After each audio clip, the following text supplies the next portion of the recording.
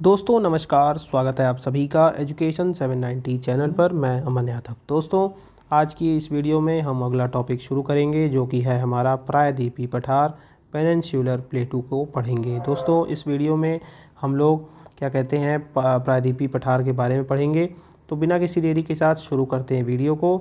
और हमारे चैनल से बने रहने के लिए और ऐसी प्लेलिस्ट और देखने के लिए चैनल को सब्सक्राइब करिए और वीडियो को लाइक कर दीजिए। चलिए दोस्तों स्टार्ट करते हैं। तो देखिए प्रायद्वीपीय पठार एक मेज की आकृति वाला भूभाग है जो पुराने क्रिस्टलीय आग्नेय तथा रूपांतरित शैलों से निर्मित है। प्रायद्वीपीय भूखंड जो प्राचीन गोंडवाना लैंड का अंग है आर्कियन से लेकर ऊपरी कार्बोनिफेरस युग तक की जटिल शैलों से निर्मित है। इसके मध्य धारवाड़ स्थलाकृति चक्र में प्रारंभिक पर्वतों का निर्माण हुआ है। अगला देखें, अतः प्रायद्वीपीय पर्वतों का निर्माण पैलियोजोइक कल्प से संबंधित है और यह गोंडवाना भूमि के टूटने व अपवाह के कारण बना था। यही कारण है कि यह प्राचीनतम भूभाग का एक हिस्सा है। अगला देखिए, दक्षिण भारत का पठार या प्रायद्वीपीय पठार आकृति की दृष्टि से अनियमित त्रिभुजाकार है और यह उत्तर की ओर चौड़ा और दक्षिण की ओर संकीर्ण है। इसकी औसत ऊंचाई 600 से 900 मीटर है। प्रायद्वीपीय पठार के उत्तर पूर्व और पश्चिम में कई पहाड़ियां हैं। इस क्षेत्र की औसत ऊंचाई 500 से 750 मीटर तक है। इस पठार की उत्तरी सीमा पर अरावली, विंध्याचल और सतपुड़ा की पहाड़ियां स्थित हैं। आगे देखिए, इसका उत्तर से दक्षिण विस्तार 1600 किलोमीटर तथा पूर्व से पश्चिम विस्तार 1400 किलोमीटर से अधिक है।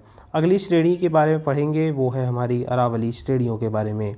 अरावली की पहाड़ियाँ प्रायद्वीपीय पठार के पश्चिमी एवं उत्तर पश्चिमी किनारे पर स्थित हैं जो बहुत अधिक अपर्दित एवं खंडित पहाड़ियाँ हैं। अरावली की पहाड़ियाँ दक्षिण पश्चिम में गुजरात से लेकर उत्तर पूर्व में दिल्ली तक लगभग 800 किलोमीटर की लंबाई में विस्तृत है। दिल्ली के निकट इसे दिल्ली की पहाड़ियाँ कहते हैं। अरावली की औसत ऊंचाई 300 से 920 मीटर तक है, किंतु दक्षिण पश्चिम में आबू के निकट इनकी सबसे ऊंची चोटी गुरु शिखर 1722 मीटर ऊंची है। आगे देखिए दोस्तों, प्रायद्वीपीय पठार जो भारत में इसका विस्तार है उसको जो है मानचित्र के रूप में भी इसको प्रस्तुत किया गया है। जैसा कि आप सब देख सकते हैं, राजस्थान के इस इधर साइड में देखिए आपका अरावली पर्वत है। फिर आपका ये जो एरिया है यहाँ पर आपका मध्यवर्ती उच्च भूमि और मालवा पठार, विंध्य श्रेणी, सतपुड़ा श्रेणी और महादेव पहाड़ियाँ हैं। दोस्तों ये मैप में आपको इसलिए दिया गया है जिससे कि अगर आप जब इसको पढ़ रहे होंगे या जब आप मेरी वीडियो को सुन रहे होंगे तो आपको जैसे अगर बोला जाए कि विंध्य की पहाड़ियों के बारे में हम पढ़ रहे हैं तो आपको मैप अपने माइंड में ऐसा सेट करना है कि इस वक्त जो है हम लोग इधर वाली एरिया को पढ़ रहे हैं। अगर आपसे बोला जाएगा छोटा नागपुर का पठार तो आपको तुरंत पता चलना चाहिए कि हम लोग इस साइड को पढ़ रहे हैं। हम लोग दक्कन का पठार शुरू कर रहे हैं तो हम लोग इधर पढ़ रहे हैं। तो आपको ये माइंड में ऐसा मैप एक बना लेना चाहिए, या फिर आप इसको देखकर अपने माइंड में बैठा सकते हैं।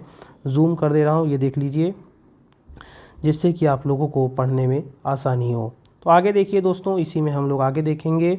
इस श्रेणी का निर्माण 600 से 570 मिलियन वर्ष पूर्व प्री कैम्ब्रियन काल में हुआ था और यह विश्व की सबसे प्राचीनतम पर्वत श्रृंखलाओं में से एक है। अरावली के पश्चिम की ओर माही एवं लूनी नदियाँ निकलती हैं और लूनी नदी कच्छ के रण में लुप्त हो जाती है।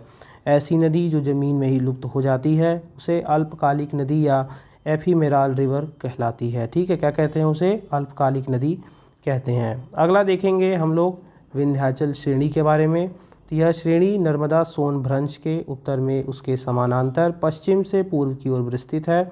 यह अत्यधिक पुरानी एवं घर्षित मोड़दार पर्वत श्रेणी है और यह मालवा पठार के उत्तर मतलब कि झारखंड, उत्तर प्रदेश एवं छत्तीसगढ़ में विस्तृत है। यह उत्तर भारत को दक्षिण भारत से अलग करती है और इसकी औसत ऊंचाई 450 से 600 मीटर है और यह पश्चिम से पूर्व की ओर भारनेर, कैमूर और पारसनाथ पहाड़ियों के रूप में झारखंड तक लगभग 1200 किलोमीटर की लंबाई में विस्तृत है। आगे पढ़ेंगे हम लोग सतपुड़ा श्रेणी के बारे में। तो सतपुड़ा श्रेणी दक्कन पठार का ही भाग है जो ब्लॉक पर्वत का उदाहरण है। इसके दोनों ओर नर्मदा और ताप्ती की भूभ्रंश घाटियाँ हैं और संरचनात्मक दृष्टि से सतपुड़ा को 3 भागों में बांटा जाता है। पहला पश्चिमी से राजपीपला की पहाड़ियाँ, दूसरा मध्य में महादेव पर्वत तथा पूर्व में मैकाल पर्वत। तो देखिए धूपगढ़ जो 1350 मीटर लंबा है, सतपुरा श्रेणी की सर्वोच्च चोटी है जो पचमढ़ी पहाड़ी पर स्थित है। आगे देखिए दोस्तों आपको यहाँ पे बॉक्स में एक क्या कहते हैं कुछ दिया गया है, उसको पढ़ लेते हैं।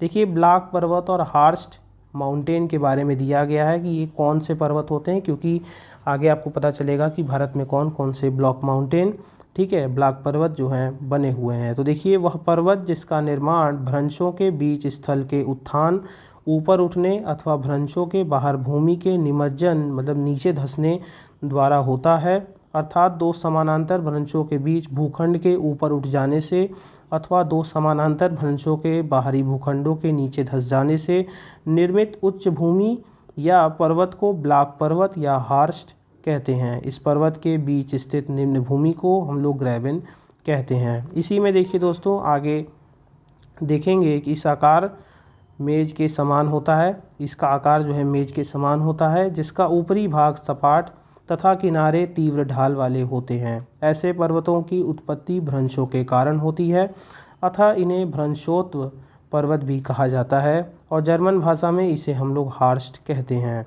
आगे देखिए विंध्याचल और सतपुरा श्रेणियों के मध्य नर्मदा घाटी स्थित है और इस घाटी में नर्मदा नदी पूर्व से पश्चिम की ओर बहती हुई अरब सागर में जल विसर्जित करती है। पूर्व से पश्चिम मतलब यहाँ से इसका उद्गम होता है और यहाँ से होते हुए ये अरब सागर में जाके गिर जाती है, तो जल विसर्जित करती है। और विंध्याचल और सतपुरा श्रेणियों के बीच भूभाग की ओर धंसने से इस घाटी का निर्माण हुआ है। तो हमने जाना कि ब्लैक पर्वत क्या होते हैं और इसकी ज़रूरत अभी आपको बाद में पड़ेगी।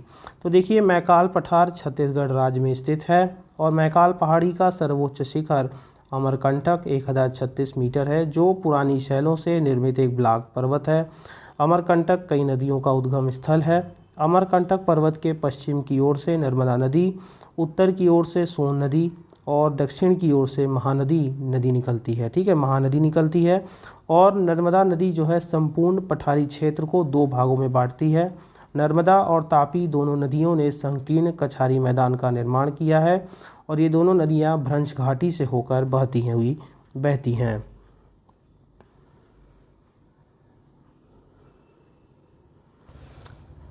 तो आगे देखेंगे हम लोग अगला पॉइंट की तरफ। इस पठार के पूर्व में पूर्वी घाट की पहाड़ियाँ अत्यधिक कटी छटी हैं।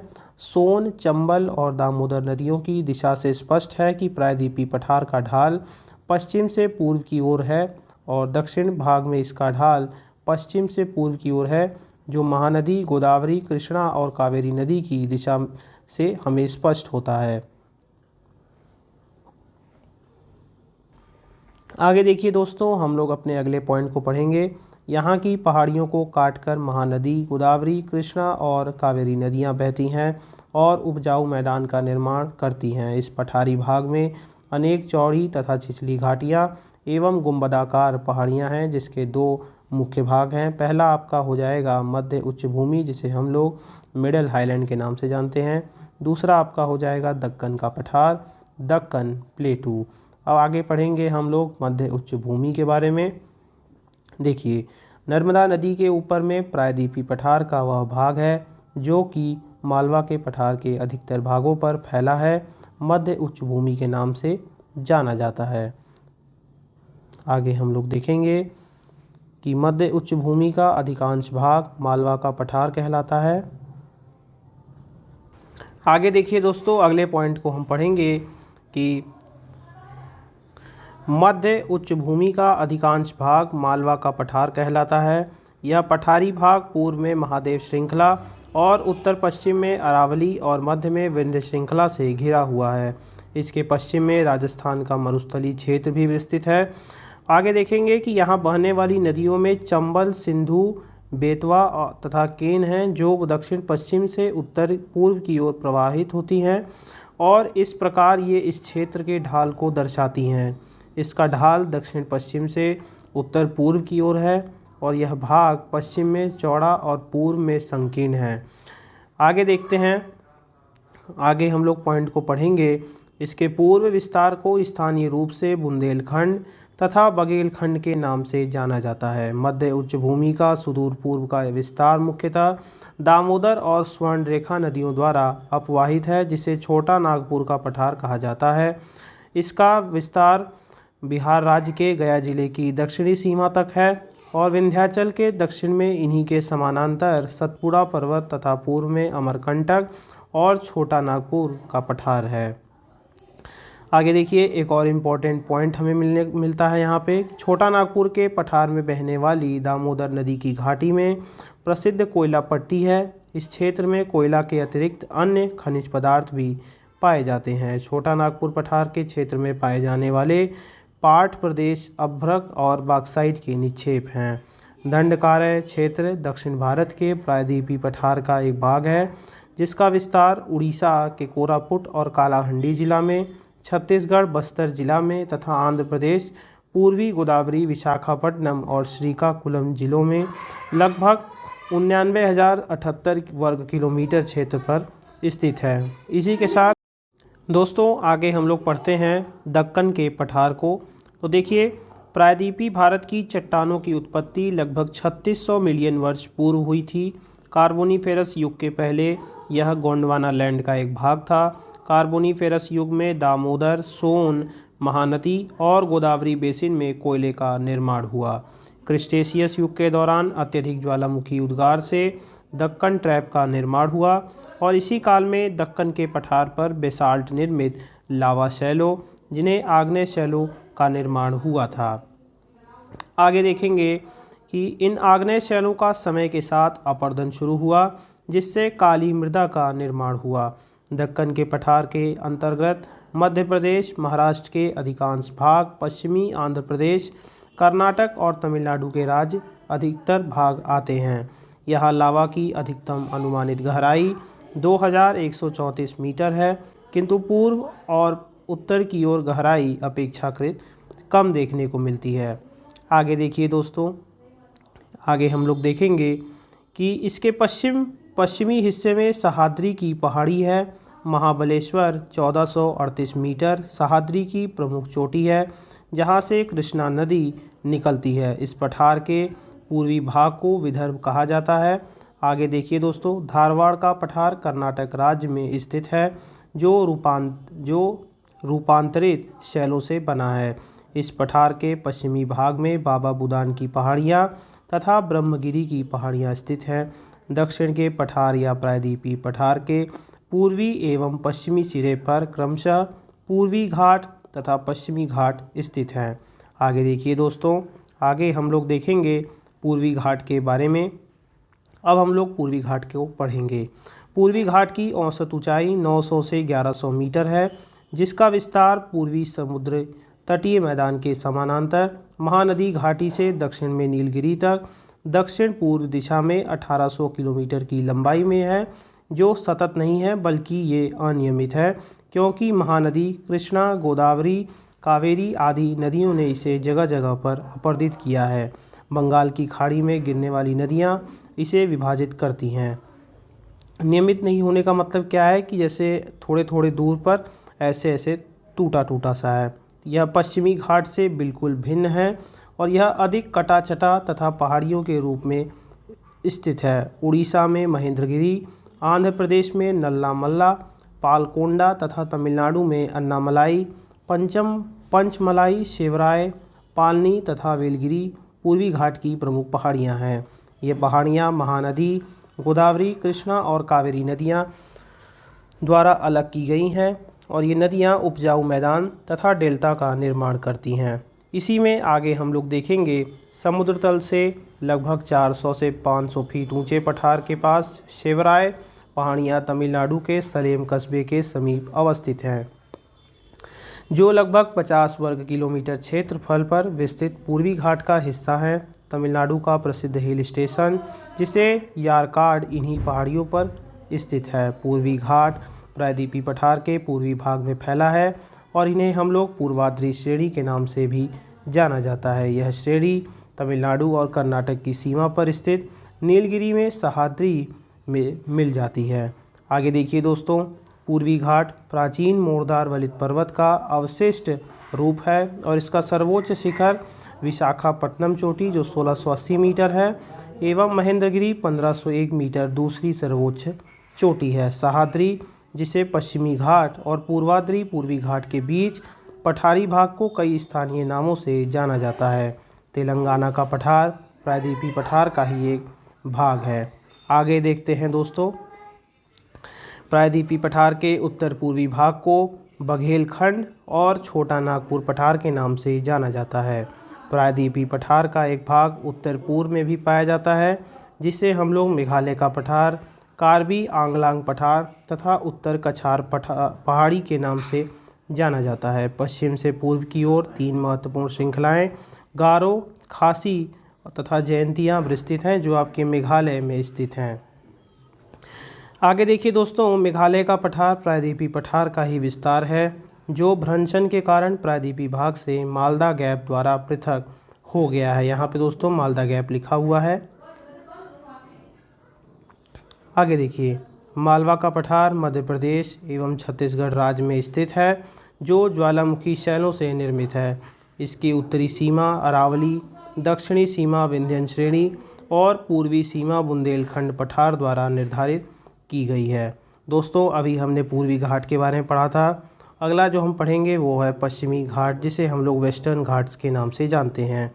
पूर्वी घाट की 600 मीटर की औसत ऊंचाई की तुलना में पश्चिमी घाट की ऊंचाई 1000 से 1300 मीटर ऊंचा है। पश्चिमी घाट पर्वत उत्तर में ताप्ती नदी के बाएं तट से प्रारंभ होकर दक्षिण में कन्याकुमारी अंतरीप तक 1600 किलोमीटर की लंबाई में विस्तृत है और यहाँ 4 प्रमुख दर्रे उत्तर से दक्षिण में क्रमशः थाल घाट, भोर घाट, पाल घाट और सेनकोट्टा स्थित हैं। दोस्तों ये 4 दर्रों के बारे में काफ़ी बार एग्ज़ामों में पूछा जाता है जिसका नाम है थाल घाट, भोर घाट, पाल घाट और सेनकोट्टा। दोस्तों कई बार तो ये उत्तर से दक्षिण का क्रम ही पूछ लेता है और कई बार पूछ लेता है कि ये किनके बीच में है, तो उसको हम लोग आगे पढ़ेंगे। आगे देखेंगे कि यह वास्तविक पर्वत श्रेणी नहीं है बल्कि प्रायद्वीपीय पठार का ही एक भ्रंश कगार फाल्ट स्कार्प है। पश्चिमी घाट में पर्वतीय वर्षा होती है और यह वर्षा पश्चिमी घाट के पश्चिमी ढाल पर आर्द्र हवाओं से टकराकर ऊपर उठने के कारण होती है। पश्चिमी घाट को विभिन्न स्थानीय नामों से जाना जाता है जिसकी ऊंचाई उत्तर से दक्षिण की ओर बढ़ती जाती है। आगे देखेंगे कि दक्षिण की ओर पश्चिमी घाट पर्वत नीलगिरी की पहाड़ियों द्वारा पूर्वी घाट से मिल जाता है। ठीक है, दक्षिण की ओर पश्चिमी घाट पर्वत नीलगिरी की पहाड़ियों द्वारा पूर्वी घाट से मिल जाता है और दक्षिण भारत की जो सर्वोच्च चोटी अनाईमुड़ी 2695 मीटर है जो अन्नामलाई की पहाड़ियों में स्थित है। अगले पॉइंट को पढ़ेंगे। पश्चिमी घाट को महाराष्ट्र, गोवा एवं कर्नाटक में सह्याद्री के नाम से भी जाना जाता है। इसकी औसत ऊंचाई 1200 मीटर है। इसे 2 भागों में बांटा जा सकता है। पहला उत्तरी सह्याद्री तथा दक्षिणी सह्याद्री। 16 डिग्री उत्तरी अक्षांश उत्तरी सह्याद्री तथा दक्षिणी सह्याद्री को विभाजित करती है जो गोवा से होकर गुजरती है। आगे देखेंगे, उत्तरी सह्याद्री की ऊपरी सतह पर लावा के निक्षेप पाए जाते हैं जबकि दक्षिणी सह्याद्री मुख्यतः आर्कियन शैलों से निर्मित है।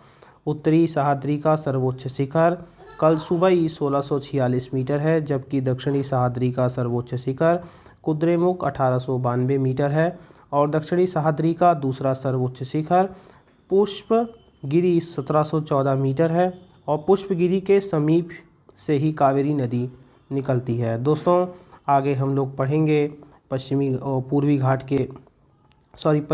के बारे में। और तो देखिए, दोदा बेटा 2637 मीटर दक्षिण भारत की दूसरी सर्वोच्च चोटी है और नीलगिरी पर्वत श्रेणी कर्नाटक, केरल एवं तमिलनाडु राज्यों के मिलन बिंदु पर स्थित है। इसी में आगे देखते हैं, इलायची पहाड़ी के नाम से प्रसिद्ध दक्षिण भारत में दक्षिणी पश्चिम घाट के केरल के दक्षिणी पूर्वी हिस्से तथा तमिलनाडु के दक्षिण पश्चिम हिस्से में अन्नामलाई पर्वत के दक्षिण में अवस्थित हैं। ठीक है, किस नाम से जाना जाता है इसको? तो इसको इलायची पहाड़ियों के नाम से जाना जाता है और दक्षिण में अवस्थित है और इसके उत्तर पश्चिम में अन्नामलाई उत्तर पूर्व में पालनी पहाड़ी तथा दक्षिण में अगस्त्यामलाई पहाड़ी स्थित है। आगे दोस्तों हम लोग पढ़ेंगे दर्रों के बारे में। तो दर्रे क्या होते हैं? दो पर्वतों पहाड़ियों के बीच में पाए जाने वाले आवागमन के प्राकृतिक मार्गों को हम लोग दर्रा कहते हैं। देखिए, पहाड़ियों एवं पर्वतीय क्षेत्र में पाए जाने वाले आवागमन के प्राकृतिक मार्गों को दर्रा पासेस कहा जाता है। देखिए, भारत में कुछ प्रमुख दर्रे हैं जिनका नाम आपको याद रहना चाहिए।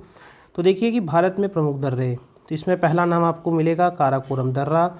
यह दर्रा जम्मू कश्मीर राज्य के लद्दाख क्षेत्र में काराकोरम पहाड़ियों के मध्य में स्थित है। इस दर्रे से होकर यारकंद एवं तारिम बेसिन का मार्ग गुजरता है और यह भारत का सबसे ऊंचा दर्रा है और यह जो है 5664 मीटर की ऊंचाई पर स्थित है। अगला दर्रा है हमारा जोजिला दर्रा और यह दर्रा जम्मू कश्मीर में समुद्र तल से लगभग 3528 मीटर की ऊंचाई पर स्थित है, जो श्रीनगर को कारगिल और लेह से जोड़ता है।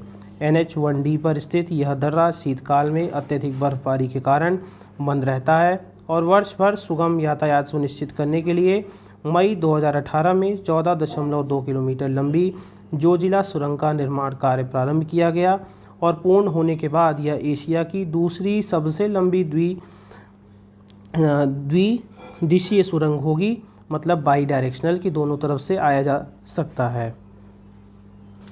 आगे देखिए अपने अगले दर्रे के बारे में। अगला दर्रा है बुर्जिल दर्रा। तो समुद्र तल से 5000 मीटर से भी अधिक ऊंचाई पर स्थित यह दर्रा कश्मीर घाटी को लद्दाख के देवसाई मैदानों से जोड़ता है। बर्फ से ढक जाने के कारण यह शीत ऋतु में व्यापार तथा परिवहन के लिए बंद रहता है। अगला दर्रा देखेंगे हम लोग पीर पंजाल दर्रा। तो यह दर्रा जम्मू कश्मीर राज्य के दक्षिण पश्चिम में स्थित है। जम्मू को श्रीनगर से जोड़ने वाला यह पारंपरिक दर्रा मुगल रोड पर स्थित है। उप प्रायद्वीप के विभाजन के बाद इस दर्रे को हम लोग बंद कर दिया गया है। आगे देखिए दोस्तों पांचवा बनिहाल दर्रा। तो जम्मू कश्मीर राज्य के दक्षिण पश्चिम में पीर पंजाल श्रेणी में स्थित इस दर्रे में जम्मू से श्रीनगर जाने का मार्ग गुजरता है और समुद्र तल से 2835 मीटर की ऊंचाई पर स्थित पीर पंजाल श्रेणी में स्थित यह दर्रा जम्मू को श्रीनगर से जोड़ता है। शीत ऋतु में यह बर्फ से ढका रहता है और इस कारण ये उस समय बंद कर दिया जाता है। आगे देखेंगे शिव किला दर्रा। समुद्र तल से 4300 मीटर से भी अधिक ऊंचाई पर स्थित यह दर्रा सतलज महाखंड से होकर हिमाचल प्रदेश को तिब्बत से जोड़ता है और तिब्बत से आने वाली सतलज नदी इसी दर्रे से भारत में प्रवेश करती है। दोस्तों मानचित्र में दर्रों का क्या कहते हैं प्रस्तुत किया गया है। आप लोग देख सकते हैं किस प्रकार से आपके कौन से दर्रे कहाँ पे स्थित है, जिससे कि आपको याद रखने में ज़्यादा आसानी होगी। देखिए दोस्तों मैं इसको जूम कर देता हूँ। अभी आपने जितने भी दर्रे पढ़े थे क्या कहते हैं जो जम्मू कश्मीर में स्थित हैं वो सारे देखिए काराकोरम दर्रा, यहाँ देखिए बुर्जिल दर्रा, यहाँ पे पीर पंजाल, यहाँ पे बनिहाल, यहाँ पे बड़ा लाचा, यहाँ पर थांगला, खारदुंगला, यहाँ पे चांगला, यहाँ पे जोजिला, यहाँ में इमिसला, शिव किला, नीति दर्रा और माना दर्रा। तो ये कुछ प्रमुख दर्रे थे जो भारत के जम्मू कश्मीर में स्थित हैं। इसी प्रकार से और राज्यों में भी ये स्थित है। मैं यहाँ पे ऐसे दे रहा हूँ जूम करके, आप लोग इसको पढ़ लीजिए। हम लोग आगे इसके बारे में डिटेल में पढ़ेंगे। आगे देखिए दोस्तों अगला दर्रा है हमारा रोहतांग दर्रा, जो कि हिमाचल प्रदेश की पीर पंजाल श्रेणी में स्थित। इस दर्रे की ऊंचाई 3979 मीटर है और यह मनाली को लेह सड़क मार्ग से जोड़ता है और इसे हिमाचल प्रदेश के लाहौल स्पीति ज़िले का प्रवेश द्वार कहा जाता है। अगला दर्रा होगा बड़ा लाचा। समुद्र तल से 4890 मीटर की ऊंचाई पर जम्मू एवं कश्मीर राज्य में स्थित दर्रा मनाली का लेह से जोड़ने वाले राष्ट्रीय राजमार्ग पर स्थित है और शीत ऋतु में नवंबर से मध्य मई तक यह बर्फ से ढके होने के कारण आवागमन के लिए बंद रहता है। आगे देखिए दोस्तों अगला दर्रा माना दर्रा। तो महान हिमालय की कुमायूं पहाड़ियों जो कि उत्तराखंड में स्थित है, वहाँ पर समुद्र तल से लगभग 5611 मीटर की ऊंचाई पर स्थित यह दर्रा उत्तराखंड की तिब्बत से जोड़ता है और शीतकाल में यह लगभग 6 महीने बर्फ से ढका रहता है। आगे देखिए दोस्तों हमारा 10वां दर्रा जो है नीति दर्रा। 5399 मीटर ऊंचा यह दर्रा उत्तराखंड के कुमायूं में स्थित है और यह दर्रा उत्तराखंड को तिब्बत से जोड़ता है। शीतकाल में यह बर्फ से ढके होने के कारण मध्य नवंबर से मध्य मई तक आवागमन के लिए बंद रहता है। आगे देखिए, अगला है नाथुला दर्रा। तो भारत चीन युद्ध 1962 में सामरिक महत्व के कारण चर्चित यह दर्रा सिक्किम राज्य की डोकेग्या श्रेणी में स्थित है और समुद्र तल से लगभग 4,310 मीटर की ऊंचाई पर स्थित यह दर्रा प्राचीन रेशम मार्ग की एक शाखा है। भारत और चीन की सीमा में होने वाले 3 व्यापारिक मार्गों में से एक नाथुला दर्रा भी है। अगला देखिए, अगला है जेलेपला दर्रा। यह सिक्किम में स्थित है जो दार्जिलिंग व चुम्बी घाटी से होकर तिब्बत जाने का मार्ग है और समुद्र तल से लगभग 4,538 मीटर ऊंचाई पर स्थित यह दर्रा सिक्किम की लहासा से जुड़ता है। यह चुम्बी घाटी से होकर गुजरता है। आगे देखिए दोस्तों, अगला है बोमडीला दर्रा। यह अरुणाचल प्रदेश के उत्तर पश्चिम भाग में स्थित है और इससे तवांग घाटी से होकर तिब्बत जाने का मार्ग गुजरता है। यह अरुणाचल प्रदेश को तिब्बत की राजधानी लहासा से जोड़ता है। आगे देखिए, यांग्याप दर्रा। यह अरुणाचल प्रदेश के उत्तर पूर्व में स्थित है और इसी दर्रे के पास से ब्रह्मपुत्र नदी भारत में प्रवेश करती है। यहाँ से चीन के लिए भी मार्ग जाता है। अगला दर्रा देखेंगे दीफू दर्रा। ठीक है, दीफू दर्रा, और यह अरुणाचल प्रदेश के पूर्व में म्यांमार सीमा पर स्थित है और यह भारत और म्यांमार के बीच का एक परंपरागत दर्रा है जो व्यापार एवं परिवहन के लिए पूरे वर्ष खुला रहता है। आगे देखेंगे दोस्तों पांग साउ दर्रा। समुद्र तल से 4,000 मीटर से भी अधिक ऊंचाई पर स्थित यह दर्रा अरुणाचल प्रदेश को मांडले मतलब म्यांमार से जोड़ता है। म्यांमार में मांडले है। ठीक है, आगे देखिए दोस्तों तुजू दर्रा। तो यह मणिपुर राज्य के दक्षिण पूर्व में स्थित है और इस दर्रे से इम्फाल से लापू व म्यांमार जाने का मार्ग गुजरता है। आगे देखेंगे दोस्तों थालघाट 583 मीटर ऊंचा यह दर्रा महाराष्ट्र में पश्चिमी घाट की श्रेणियों में स्थित है और यहाँ से दिल्ली मुंबई के प्रमुख सड़क व रेल मार्ग गुजरते हैं। मैंने आपको बताया था कि उत्तर से पश्चिम का जो ये क्रम होता है इसको याद रखिएगा। अगला दर्रा है हमारा भोर घाट। यह महाराष्ट्र राज्य के पश्चिमी घाट श्रेणी में स्थित है और पुणे बेलगांव रेल मार्ग व सड़क मार्ग इसी दर्रे से होकर गुजरते हैं। अगला देखिए पाल घाट। तो यह केरल के मध्य पूर्व में नीलगिरी एवं अन्नामलाई पहाड़ी के मध्य में स्थित है जिसकी ऊंचाई 305 मीटर है और कालीकट त्रिचूर से कोयम्बटूर इरोड के रेल व सड़क मार्ग इसी दर्रे से होकर गुजरते हैं। आगे देखिए दोस्तों, अगला है चांगला दर्रा। तो समुद्र तल से 5,270 मीटर से भी अधिक ऊंचाई पर स्थित महान हिमालय का यह दर्रा लद्दाख को तिब्बत से जोड़ता है। और लीपू लेक दर्रा। तो यह दर्रा भारत चीन सीमा पर उत्तराखंड राज्य के पिथौरागढ़ जिले में स्थित है और यह भारत व चीन के बीच पहला सीमा व्यापार पॉइंट है और इस दर्रे का उपयोग कैलाश मानसरोवर यात्रा के लिए किया जाता है और यह भारत और चीन के मध्य होने वाले व्यापार में काफ़ी महत्वपूर्ण भूमिका निभाता है। तो दोस्तों आज की जो वीडियो थी ये यहीं पे समाप्त होती है, प्रायद्वीपीय पठार, और हमने पूरा इसमें डिटेल से पढ़ा और सिविल सर्विसेज के अभ्यर्थियों के लिए काफ़ी ज़्यादा इम्पोर्टेंट वीडियो है। तो कृपया दोस्तों हमारी मेहनत के लिए इस वीडियो को एक लाइक करिएगा और चैनल को सब्सक्राइब करिएगा और बने रहिएगा चैनल के साथ। तब तक के लिए जय हिंद जय भारत। कल जो है हम लोग अपने अगले पॉइंट उत्तर का विशाल मैदान से शुरू करेंगे इस वीडियो को। तब तक के लिए बने रहिए चैनल के साथ।